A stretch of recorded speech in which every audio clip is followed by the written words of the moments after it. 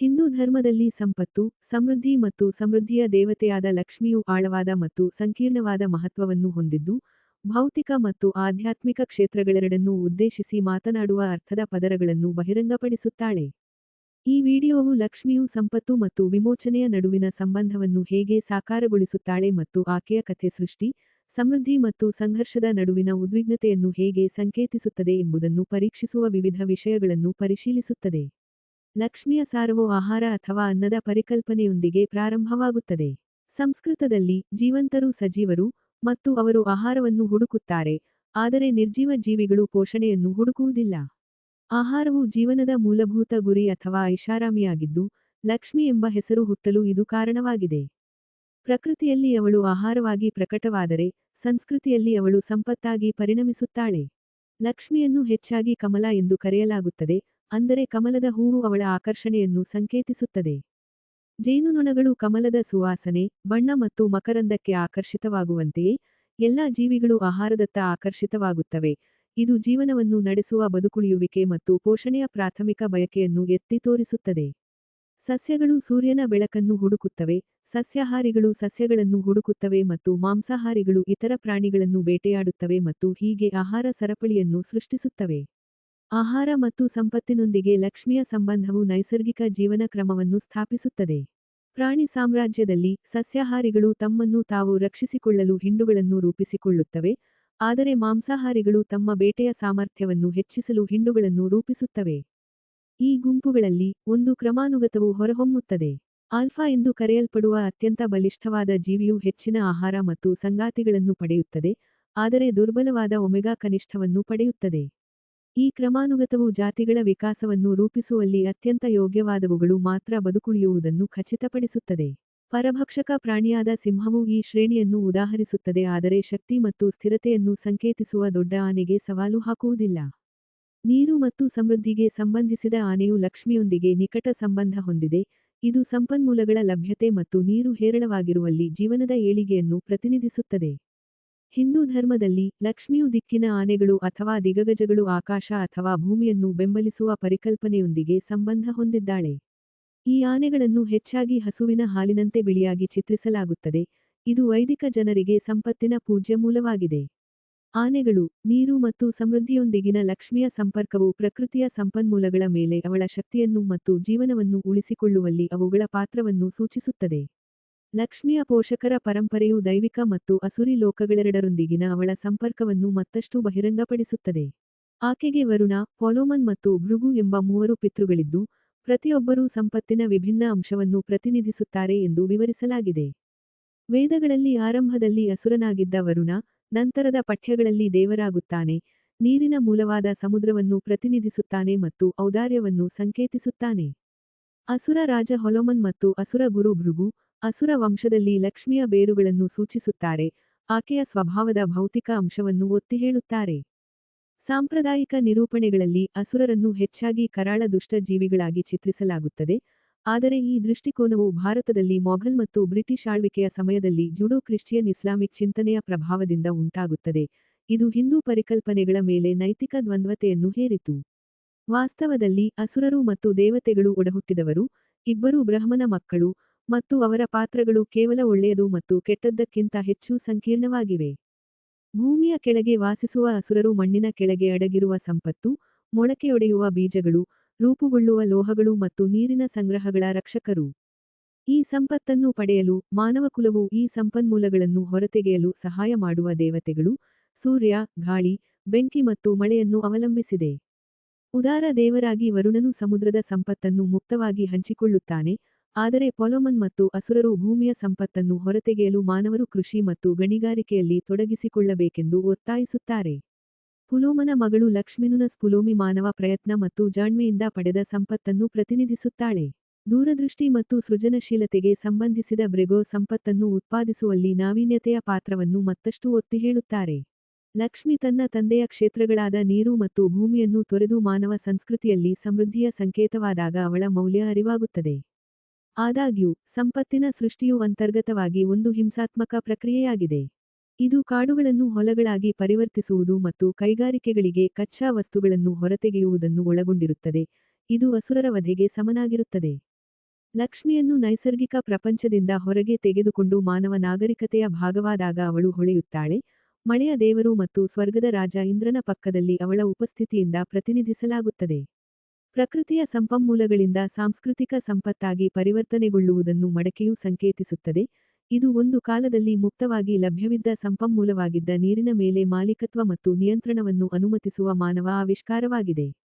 ಮಡಕೆ ಸಾಂಸ್ಕೃತಿಕ ಹಸ್ತಕ್ಷೇಪದ ಸಂಕೇತವಾಗುತ್ತದೆ. ನೈಸರ್ಗಿಕ ಸಮೃದ್ಧಿಯನ್ನು ಒಡೆತನ ಮತ್ತು ವಿತರಣೆ ಮಾಡಬಹುದಾದ ಸಂಪತ್ತಾಗಿ ಪರಿವರ್ತಿಸುತ್ತದೆ. ಹಿಂದೂ ಧರ್ಮದಲ್ಲಿ, ಲಕ್ಷ್ಮಿಯನ್ನು ಹೊಂದುವ ಹೋರಾಟವನ್ನು ದೇವತೆಗಳು ಮತ್ತು ಅಸುರರ ನಡುವಿನ ಶಾಶ್ವತ ಯುದ್ಧದ ಮೂಲಕ ಚಿತ್ರಿಸಲಾಗಿದೆ. ಭೂಮಿಯ ಸಂಪತ್ತನ್ನು ಪ್ರತಿನಿಧಿಸುವ ಅಸುರರು ನಿರಂತರವಾಗಿ ಸಮೃದ್ಧಿಯ ಫಲಗಳನ್ನು ನಿಯಂತ್ರಿಸುವ ಮತ್ತು ಅನುಭವಿಸುವ ದೇವತೆಗಳನ್ನು ಪ್ರತಿನಿಧಿಸುವ ದೇವತೆಗಳಿಂದ ಲಕ್ಷ್ಮಿಯನ್ನು ಮರಳಿ ಪಡೆಯಲು ಪ್ರಯತ್ನಿಸುತ್ತಾರೆ.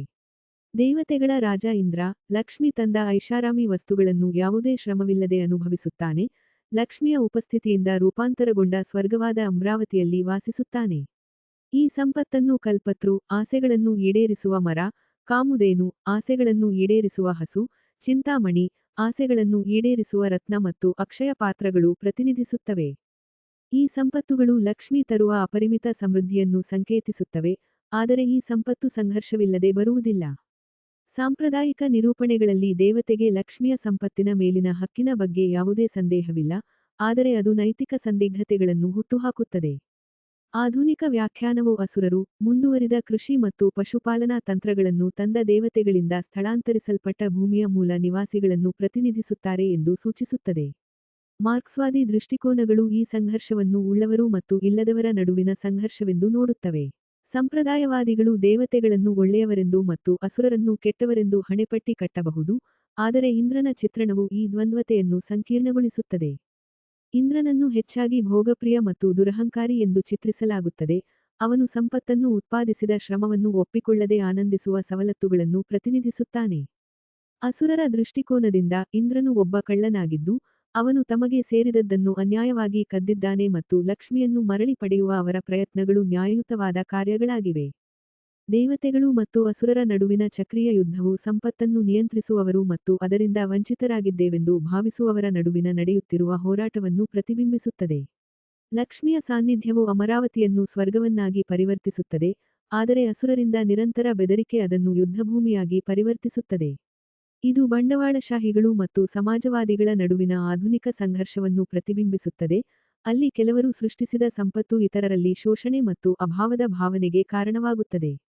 ದೇವತೆಗಳಿಗೆ ಯುದ್ಧವೆಂದರೆ ಅವರು ಸೃಷ್ಟಿಸಿದ ಅಥವಾ ಸಂಪಾದಿಸಿದ ಸಂಪತ್ತನ್ನು ರಕ್ಷಿಸುವ ಯುದ್ಧ, ಆದರೆ ಅಸುರರಿಗೆ ಅದು ಅವರು ಕದ್ದಿದ್ದಾರೆಂದು ನಂಬಿದ್ದನ್ನು ಮರಳಿ ಪಡೆಯುವ ಯುದ್ಧ. ಯಾವುದೇ ಪಕ್ಷವು ಇನ್ನೊಂದನ್ನು ಸಂಪೂರ್ಣವಾಗಿ ಅರ್ಥಮಾಡಿಕೊಳ್ಳದ ಕಾರಣ ಸಂಘರ್ಷ ಮತ್ತು ಉದ್ವಿಗ್ನತೆಯ ನಿರಂತರ ಚಕ್ರ ಉಂಟಾಗುತ್ತದೆ. ಅಂತಿಮವಾಗಿ, ಲಕ್ಷ್ಮಿಯ ಕಥೆಯು ಸಂಪತ್ತಿನ ದ್ವಂದ್ವ ಸ್ವರೂಪವನ್ನು ವಿವರಿಸುತ್ತದೆ. ಅದು ಮುಕ್ತಗೊಳಿಸುವ, ಸಮೃದ್ಧಿ ಮತ್ತು ಸೌಕರ್ಯವನ್ನು ತರುವ ಶಕ್ತಿಯನ್ನು ಹೊಂದಿದೆ, ಆದರೆ ಅದು ವಿಭಜನೆ, ಸಂಘರ್ಷ ಮತ್ತು ಹಕ್ಕಿನ ಪ್ರಜ್ಞೆಯನ್ನು ಸಹ ಸೃಷ್ಟಿಸುತ್ತದೆ. ಸಂಪತ್ತನ್ನು ಜವಾಬ್ದಾರಿಯುತವಾಗಿ ಬಳಸಿದಾಗ ಅದು ಸಮಾಜಗಳನ್ನು ಉನ್ನತೀಕರಿಸಬಹುದು ಮತ್ತು ಪ್ರಗತಿಯನ್ನು ತರಬಹುದು, ಆದರೆ ಅದನ್ನು ಸಂಗ್ರಹಿಸಿದಾಗ ಅಥವಾ ದುರುಪಯೋಗಪಡಿಸಿಕೊಂಡಾಗ ಅಸಮಾನತೆ ಮತ್ತು ಅಶಾಂತಿಗೆ ಕಾರಣವಾಗುತ್ತದೆ. ಸಮೃದ್ಧಿಯ ಭರವಸೆ ಮತ್ತು ಸಂಪತ್ತಿನ ಅನ್ವೇಷಣೆ ಮತ್ತು ವಿತರಣೆಯೊಂದಿಗೆ ಬರುವ ಸವಾಲುಗಳನ್ನು ಪ್ರತಿನಿಧಿಸುವ ಈ ಸೂಕ್ಷ್ಮ ಸಮತೋಲನವನ್ನು ಲಕ್ಷ್ಮಿ ಸಾಕಾರಗೊಳಿಸುತ್ತಾಳೆ. ಅವರ ಕಥೆಯು ಸಮೃದ್ಧಿಯ ಸೃಷ್ಟಿ ಮತ್ತು ಹಂಚಿಕೆಯಲ್ಲಿ ಸಾಮರಸ್ಯ, ಔದಾರ್ಯ ಮತ್ತು ತಿಳುವಳಿಕೆಯ ಅಗತ್ಯವನ್ನು ನೆನಪಿಸುತ್ತದೆ, ಎಲ್ಲಾ ಮಾನವೀಯತೆಗೆ ಪ್ರಯೋಜನಕಾರಿಯಾದ ಸಂಪತ್ತಿಗೆ ಸಮತೋಲಿತ ವಿಧಾನವನ್ನು ಒತ್ತಾಯಿಸುತ್ತದೆ.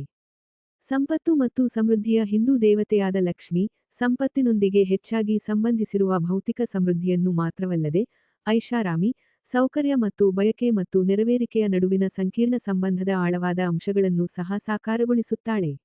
ಲಕ್ಷ್ಮಿಯ ಕ್ಷೇತ್ರದ ಪರಿಶೋಧನೆಯು ಅವಳ ಪ್ರಭಾವದ ಬಗ್ಗೆ ವಿಶಾಲ ದೃಷ್ಟಿಕೋನವನ್ನು ಬಹಿರಂಗಪಡಿಸುತ್ತದೆ, ಸಂಪತ್ತು ಮತ್ತು ಐಷಾರಾಮಿ ಮಾನವ ಜೀವನ, ಸಮಾಜಗಳು ಮತ್ತು ನೈಸರ್ಗಿಕ ಪರಿಸರದ ಮೇಲೆ ಹೇಗೆ ಪ್ರಭಾವ ಬೀರುತ್ತದೆ ಎಂಬುದನ್ನು ಪರಿಶೀಲಿಸುತ್ತದೆ.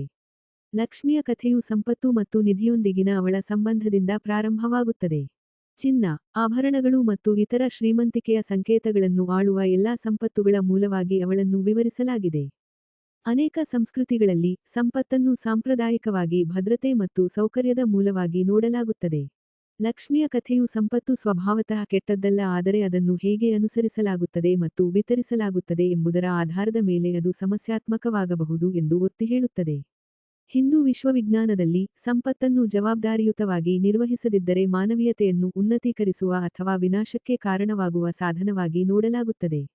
ಆದ್ದರಿಂದ ಲಕ್ಷ್ಮಿಯ ಪಾತ್ರವು ಸಮೃದ್ಧಿಯನ್ನು ತರುವ ಸಂಪತ್ತನ್ನು ದಯಪಾಲಿಸುವುದಾಗಿದೆ, ಆದರೆ ಅದರ ಬಳಕೆಯಲ್ಲಿ ಅವಳು ವಿವೇಚನೆ ಮತ್ತು ಸಮತೋಲನವನ್ನು ಬಯಸುತ್ತಾಳೆ. ರಾವಣನು ಆಳಿದ ಚಿನ್ನದ ನಗರಿ ಲಂಕಾದ ಕಥೆಯ ಮೂಲಕ ಲಕ್ಷ್ಮಿಯ ಪ್ರಭಾವವನ್ನು ಮತ್ತಷ್ಟು ವಿವರಿಸಲಾಗಿದೆ, ಇದು ಅನಿಯಂತ್ರಿತ ಬಯಕೆಯ ಆಕರ್ಷಣೆ ಮತ್ತು ಅಪಾಯವನ್ನು ಸಂಕೇತಿಸುತ್ತದೆ.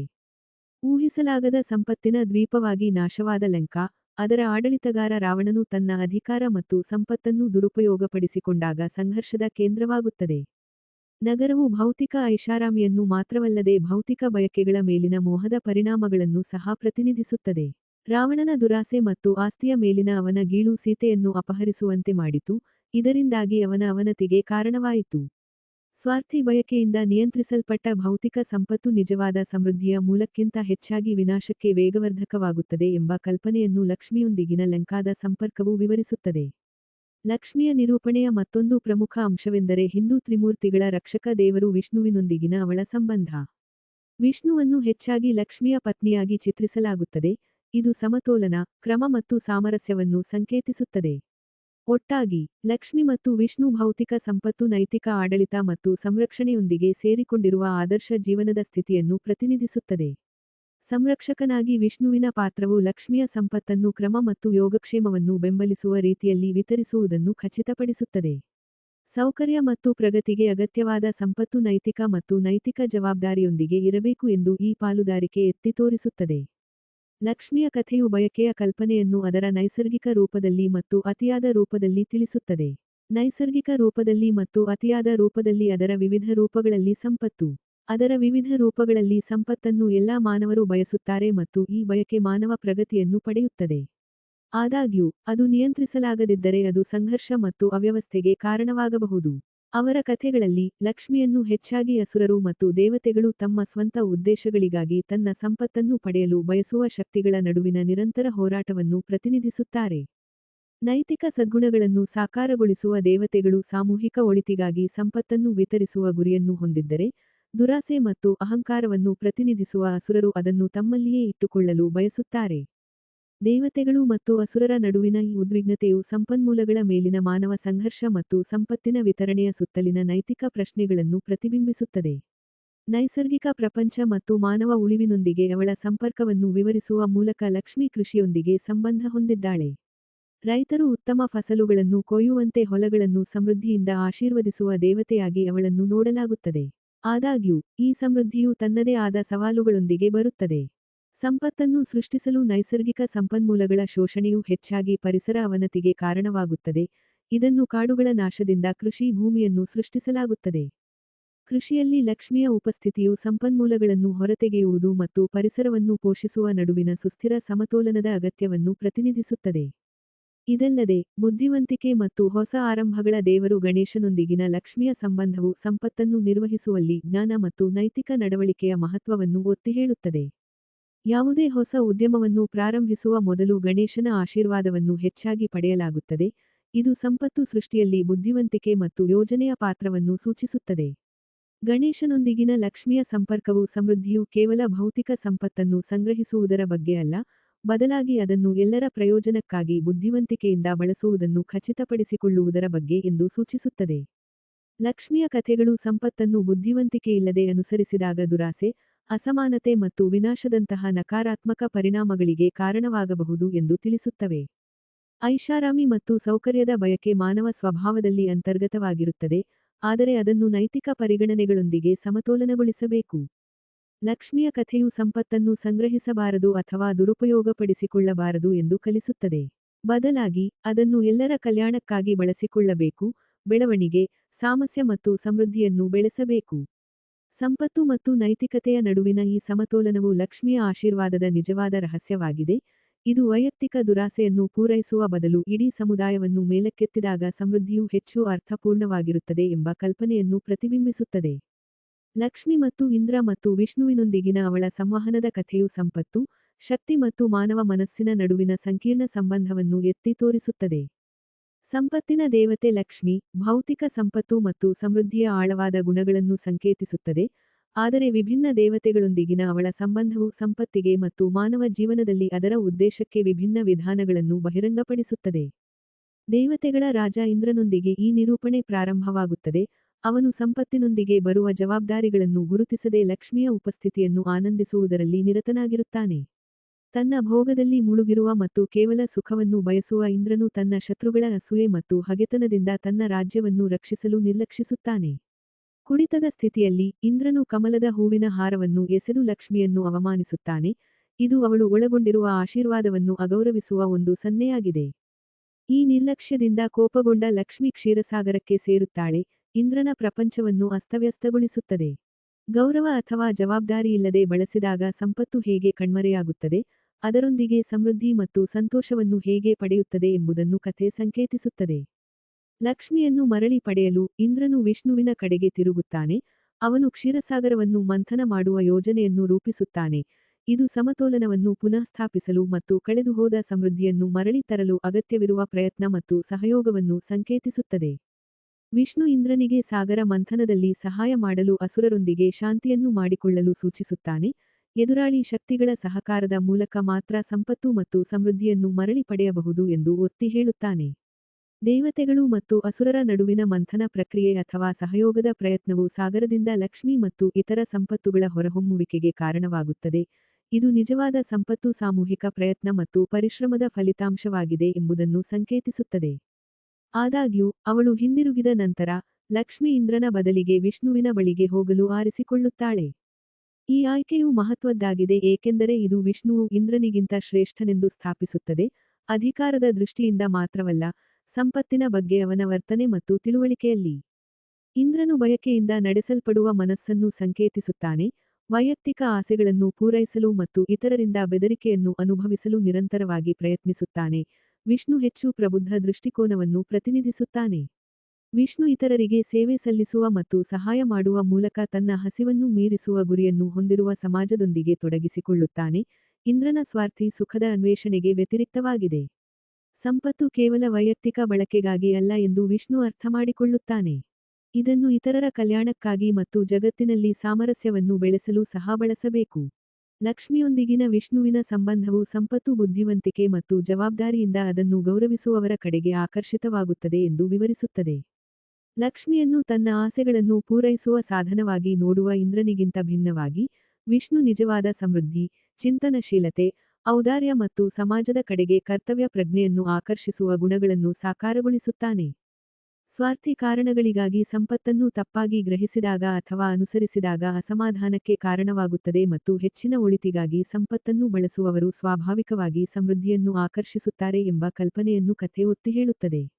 ಈ ಕಥೆಯು ಮಾನವನ ಸ್ಥಿತಿ ಮತ್ತು ಆಸೆಗಳನ್ನು ಪೂರೈಸುವುದು ಮತ್ತು ಅವುಗಳನ್ನು ಮೀರುವುದರ ನಡುವಿನ ಹೋರಾಟವನ್ನು ಸಹ ಪರಿಶೀಲಿಸುತ್ತದೆ. ಇಂದ್ರನು ಸಂಗ್ರಹಿಸುವ ಮತ್ತು ಸೇವಿಸುವ ಮಾನವ ಪ್ರವೃತ್ತಿಯನ್ನು ಸಂಕೇತಿಸುತ್ತಾನೆ, ಆದರೆ ವಿಷ್ಣುವು ಉನ್ನತ ಮಾರ್ಗವನ್ನು ಪ್ರತಿನಿಧಿಸುತ್ತಾನೆ, ಅದು ಒಬ್ಬರ ಸಾಮರ್ಥ್ಯವನ್ನು ಪೂರೈಸುವ ಮತ್ತು ಇತರರು ತಮ್ಮದನ್ನು ಸಾಧಿಸಲು ಸಹಾಯ ಮಾಡುವತ್ತ ಗಮನಹರಿಸುತ್ತದೆ. ವಿಷ್ಣುವಿನ ವಿಧಾನವು ಜನರು ತಮ್ಮ ಧರ್ಮ ಅಥವಾ ಜೀವನದ ಉದ್ದೇಶವನ್ನು ಕಂಡುಕೊಳ್ಳಲು ಮತ್ತು ಸಮಾಜದ ಪ್ರಯೋಜನಕ್ಕಾಗಿ ತಮ್ಮ ಸಾಮರ್ಥ್ಯಗಳನ್ನು ಬಳಸಲು ಅನುವು ಮಾಡಿಕೊಡುವುದರ ಬಗ್ಗೆ.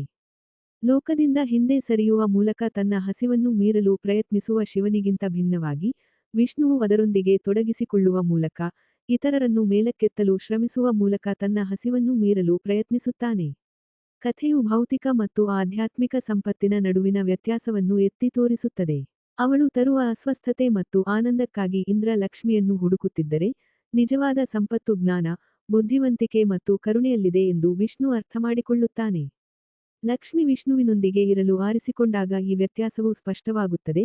ಅವನು ತನ್ನ ಭೌತಿಕ ಆಶೀರ್ವಾದಗಳನ್ನು ಮೆಚ್ಚುವುದಲ್ಲದೆ ಅವುಗಳ ಹಿಂದಿನ ಆಳವಾದ ಅರ್ಥವನ್ನು ಸಹ ಗೌರವಿಸುತ್ತಾನೆ.